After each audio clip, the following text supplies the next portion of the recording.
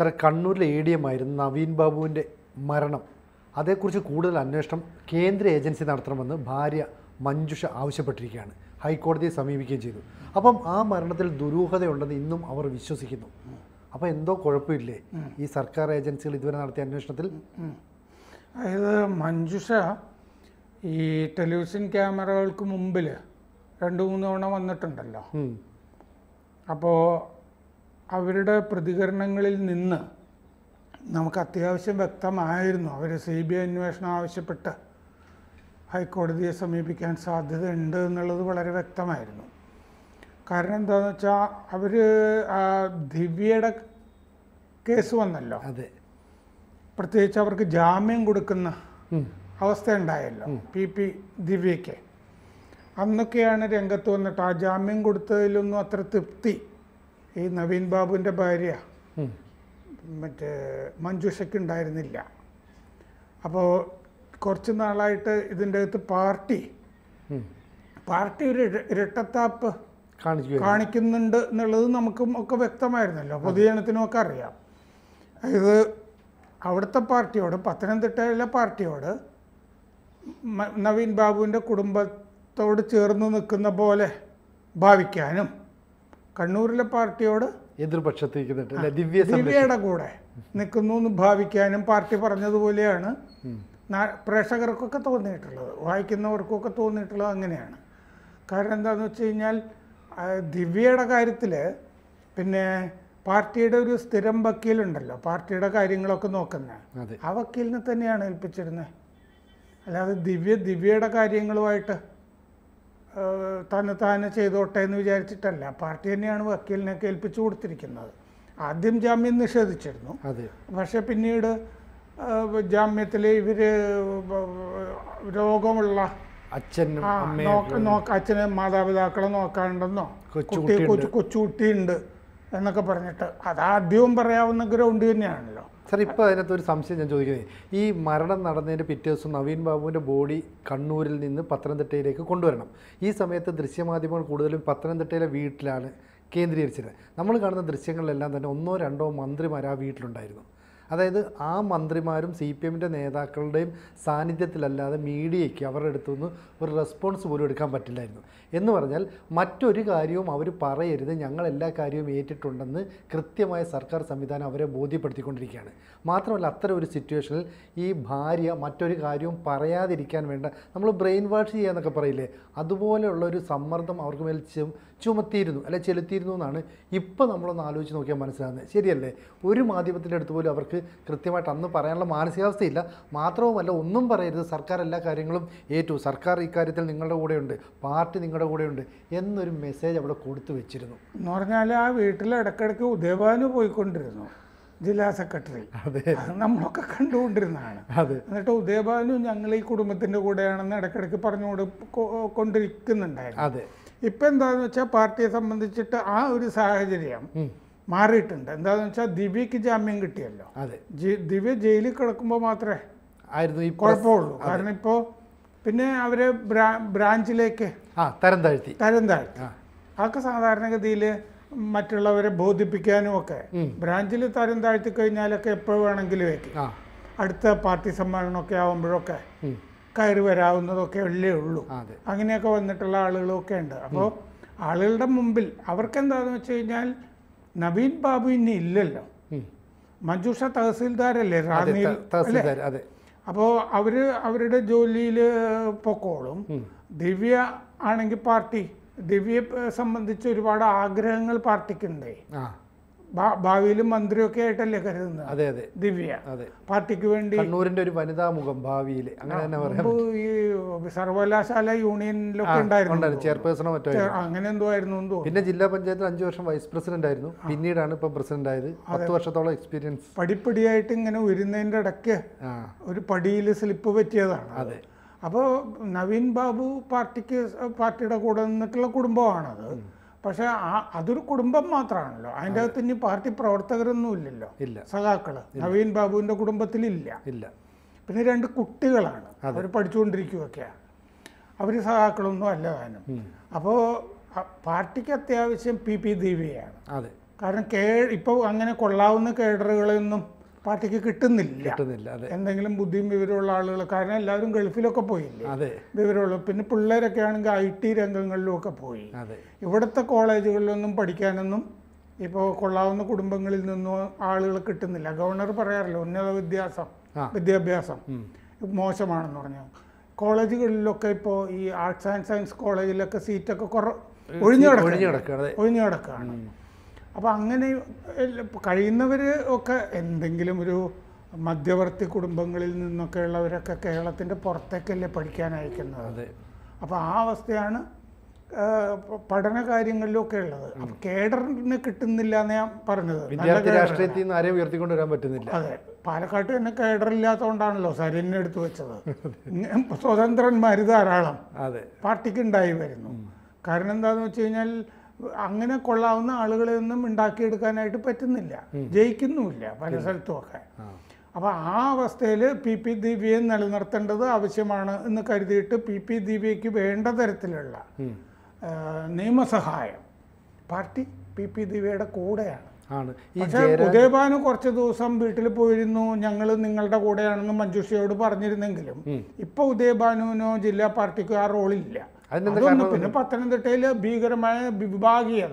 ഇത് മറ്റൊരു കാരണമുണ്ട് സാർ. ഇപ്പം ജയരാജൻ ആദ്യം, അതായത് കണ്ണൂരിലെ ജില്ലാ സെക്രട്ടറി പറഞ്ഞത് ഞങ്ങൾ പിന്നെ ഈ ദിവ്യ ഈ ചെയ്ത ADMൻ്റെ കൂടെ തന്നെയൊക്കെയാണ്, ദിവ്യയുടെ ഈ പ്രശ്നം ഉണ്ടെങ്കിൽ ഞങ്ങൾ പരിഹരിച്ചേക്കാം എന്നൊക്കെ പറഞ്ഞിരുന്നു. പക്ഷെ പിന്നീട് പറഞ്ഞു ദിവ്യ ഇങ്ങനെ പറയണമെങ്കിൽ ADM നവീൻ ബാബു തെറ്റ് ചെയ്തോ അല്ലെ കൈക്കൂലിക്കാരനാണോ എന്നും കൂടി പരിശോധിക്കണം എന്ന് പറഞ്ഞാൽ അങ്ങനെ പറയുന്നവരുണ്ട് ഇങ്ങനെ പറയുന്നവരുണ്ടെന്ന് ജയരാജൻ പരസ്യ യോഗത്തിൽ അത് പറഞ്ഞപ്പോഴാണ് ഇവിടെ ഉദയഭാനു നിലപാട് മാറ്റി. പത്തനംതിട്ടയിൽ ഉദയഭാനു പറഞ്ഞു അതേക്കുറിച്ച് അന്വേഷണം ഉണ്ട്, നടക്കട്ടെ എന്നൊക്കെ പറഞ്ഞിട്ട് ഞങ്ങൾ കൂടെ ഉണ്ട് എന്ന് പറയുന്ന നിലപാടിൽ നിന്ന് പതുക്കെ വ്യതിചലിച്ചു. അപ്പം വ്യതിചലിച്ചപ്പോൾ കൃത്യമായിട്ട് അവർക്ക് മനസ്സിലായി ഇനി ഇത് പാർട്ടിയുടെ കളി. കാരണം ഇവരും പാർട്ടി പ്രവർത്തിച്ചവരും പാർട്ടി കുടുംബത്തിൽപ്പെട്ടവരുമാണല്ലോ. ഇതിനകത്ത് പറയുന്നത് ഈ ഇൻക്വസ്റ്റ് തയ്യാറാക്കിയപ്പോഴടക്കം ഈ നവീൻ ബാബുവിൻ്റെ ഒരു ബന്ധുക്കളും ഇല്ലായിരുന്നു, വിശ്വാസമുള്ള ഒരാളും ഇല്ലായിരുന്നു. പിന്നെ അന്ന് തന്നെ ഈ ഡ്രൈവർ മുറിക്കകത്തേക്ക് കയറി തന്നെ ചെന്ന് തുറന്നു നോക്കുന്നില്ലല്ലോ. നവീൻ ബാബുവിൻ്റെ മുറി അടച്ചു പൂട്ടിയതായിരുന്നില്ല, തുറന്നു കിടക്കുകയായിരുന്നു. പക്ഷേ ഡ്രൈവർ കയറിയില്ല. ഇന്ന് വരെ ആ ഡ്രൈവറെ ചോദ്യം ചെയ്തതെന്നോ അല്ലെങ്കിൽ ഡ്രൈവർ മറ്റൊരാളും കൂടെ വന്നിട്ടേ ഞാൻ കയറുള്ളൂ എന്ന് പറഞ്ഞതോ അതിനകത്തൊരു പൊരുത്തക്കേട്. പ്രശാന്തനെ ചോദ്യം ചെയ്തില്ലല്ലോ. പ്രശാന്തനെ ചോദ്യം അയാളുടെ അതാണ് പ്രശാന്തന്. എന്നിട്ടും പ്രശാന്തൻ പറഞ്ഞതൊക്കെ വെച്ചിട്ട് കേസെടുത്തിരിക്കുക. കള്ളോപ്പിട്ടവനെ അംഗീകരിച്ചിട്ട് അയാളെ മൊഴിയെടുത്തു. എന്ത് പറഞ്ഞിട്ടാ മൊഴിയെടുക്കുക? അയാൾ കൊടുത്ത കേസിലാണ് മൊഴി. ഇതിൽ പ്രതിസ്ഥാനത്തൊന്നും നിർത്തിയിട്ടല്ല മൊഴി.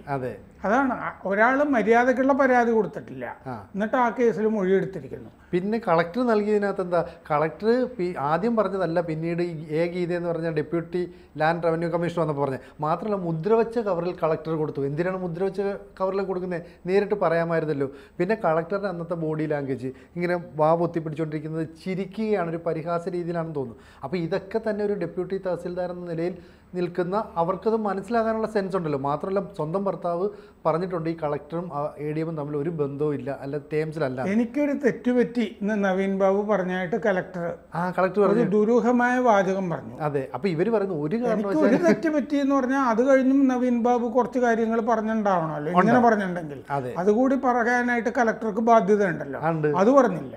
അപ്പോഴും ഈ കളക്ടറെയും ദിവ്യയും ഒക്കെ സംരക്ഷിക്കുന്ന ആരൊക്കെ അവിടെ ഉണ്ടെന്ന് വ്യക്തമല്ലേ? അപ്പോൾ അതുകൊണ്ടായിരിക്കില്ല ഞങ്ങൾക്ക് ഇതിനൊരു നീതി കിട്ടണമെങ്കിൽ CBI അന്വേഷണം തന്നെ വരണമെന്ന്. അതിന് ഈ നവീൻ ബാബുവിൻ്റെ കൂടെയൊന്നും പാർട്ടി നിന്നിട്ടില്ലെന്നേ. നവീൻ ബാബു കാസർഗോഡായിരുന്നു. കാസർഗോഡ് നിന്ന് ട്രാൻസ്ഫർ ചോദിച്ചപ്പോൾ കാസർഗോഡ് നിന്ന് നവീൻ ബാബു ട്രാൻസ്ഫർ ചോദിച്ചത് എങ്ങോട്ടാണ്? പത്തനംതിട്ടയിലേക്കാണ് ചോദിച്ചത്. നവീൻ ബാബു തെറ്റിദ്ധരിച്ചതാണ് പാർട്ടി കൂടെ ഉണ്ടെന്ന്. നവീൻ ബാബുവിനെ എന്നിട്ട് കണ്ണൂർക്കാണ് ട്രാൻസ്ഫർ ചെയ്തത് അദ്ദേഹം ചോദിച്ചത്. അത് കഴിഞ്ഞ് നവീൻ ബാബു പത്തനംതിട്ടയ്ക്ക് പിന്നെ ട്രാൻസ്ഫർ വരുന്നുണ്ട്. ആ സമയത്ത് കുറച്ച് ദിവസം അദ്ദേഹത്തിന് വിശ്രമിക്കാനോ ചേരാനുള്ള ജോയിനിങ് ടൈമോ ഒക്കെ കൊടുക്കാം. കളക്ടർ അത് കൊടുക്കുന്നില്ല.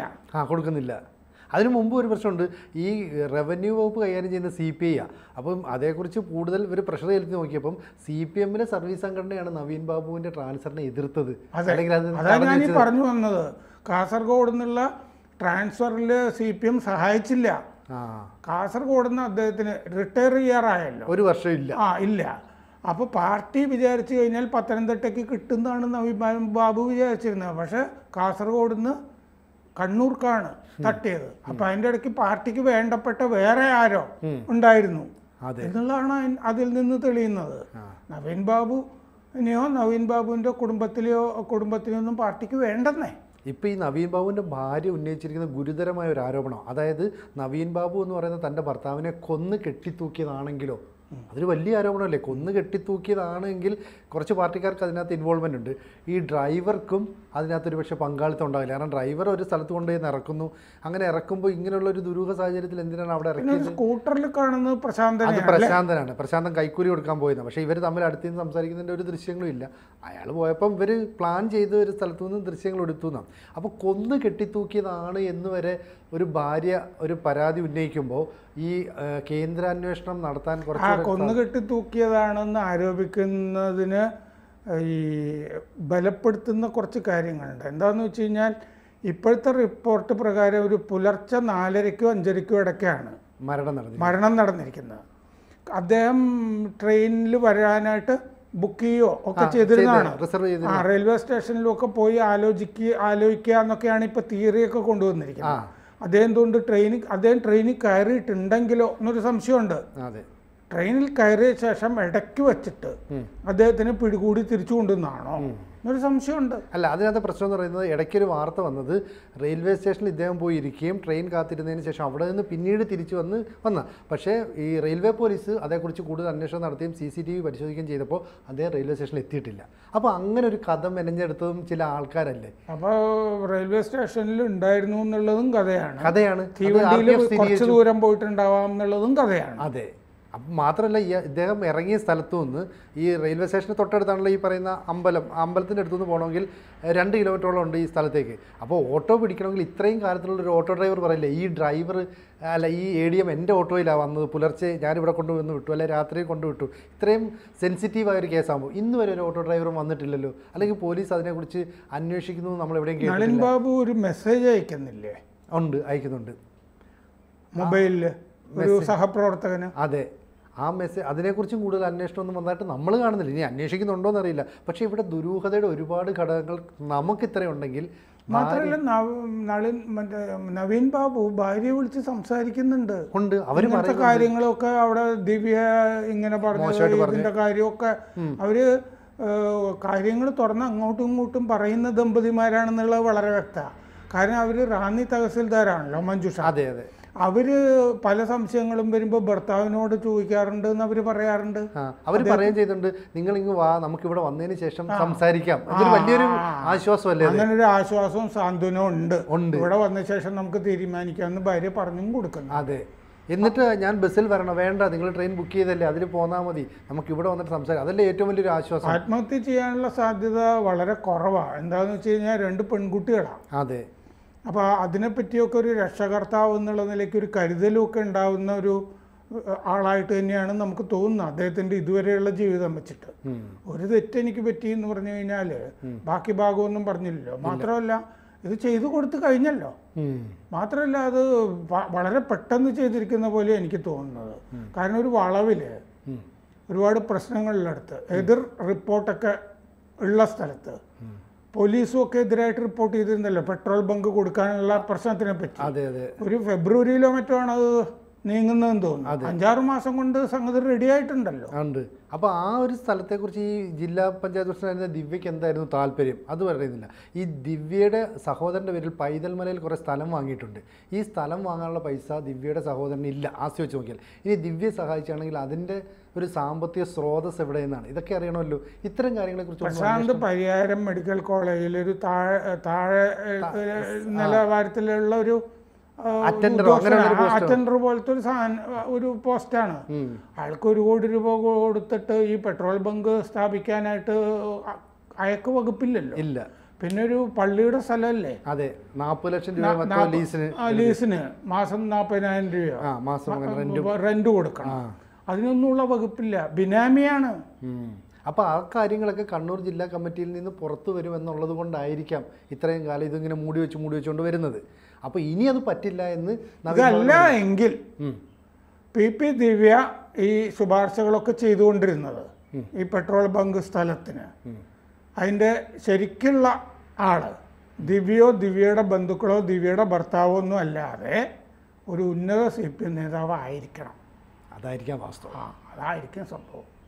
കൂടുതൽ വാർത്തകളും വിശേഷങ്ങളും നിങ്ങളിലേക്ക് എത്താൻ ABC മലയാളം സബ്സ്ക്രൈബ് ചെയ്യുക, ബെൽ ബട്ടണും അമർത്തുക.